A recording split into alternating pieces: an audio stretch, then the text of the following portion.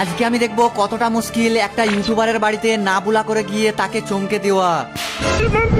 সেটা দেখার জন্য প্রথমেই আমি জিনিসপত্র গুটিয়ে একটা বন্ধুর বাইকে বসে সোজা চলে আসি আমাদের রেলওয়ে স্টেশন, কারণ এখান থেকে আমাকে যেতে হবে 262 কিলোমিটার দূর ঘটকপুকুর। তাই জলদি করে ট্রেনের উপরে চেপে আমি চুপচাপ আমার সিটে বসে পড়লাম। এরপর একটা দইওয়ালা কাকার কাছ থেকে এক বাটি রাবড়ি নিয়ে আমি খেতে শুরু করলাম। আর রাবড়িটা খেয়ে টাইম পাস হচ্ছিল না, তাই আমি চুপচাপ ঘুমিয়ে পড়ি। আর 4 ঘন্টা আরামসে ঘুমাবার পর ঘুম থেকে উঠেই দেখি আমি তো হাওড়া স্টেশন পৌঁছে গেছি। এরপর হাওড়া স্টেশন থেকে বাইরে এসে একটা উবের বুক করে আমি যাচ্ছিলাম কলকাতা থেকে ঘটকপুকুর। এরপর এত সুন্দর হাওড়া ব্রিজ দেখতে দেখতে কিছুক্ষণের মধ্যে আমি পৌঁছে যাই ঘটকপুকুর। কিন্তু এখান থেকে হাঁটতে হাঁটতে ফাইনালি আমি চলে আসি তুষার ভ্লগের বাড়ি। আমি এমন টাইমে তার বাড়িতে এসেছিলাম যে টাইমে লোকেরা ঘুমিয়ে থাকে, তাই আস্তে আস্তে চোরের মতো এর বাড়ির ভিতরে ঢুকতেই দেখি এ তো একটা নতুন স্টাইলে ঘুমাচ্ছে। এরপর আমিও কিছু না বলে চুপচাপ এর পাশে ঘুমিয়ে পড়ি, কিন্তু এর পায়ের ওপরে হালকা করে পা দিতে এ আমাকে বালিশে এমন করে মারলো আমি তো পুরো চমকে গেছিলাম। আর যখনই এর ঘুমটা ভাঙলো এ তো আমাকে দেখে পুরো অবাক হয়ে যায়।